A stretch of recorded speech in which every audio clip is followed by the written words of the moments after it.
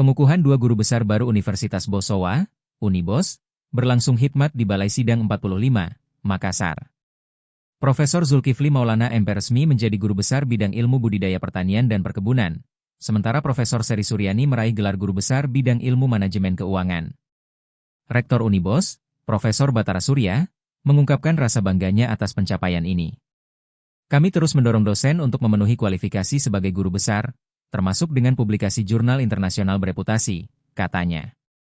Ia juga menargetkan 15 guru besar baru di tahun 2025.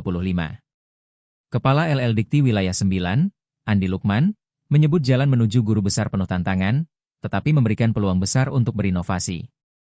Indonesia menanti karya-karya besar dari para profesor untuk memajukan ilmu pengetahuan, ujarnya.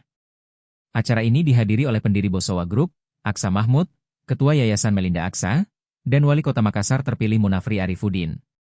Kehadiran mereka menjadi bukti pentingnya dukungan untuk pengembangan akademik di Unibos.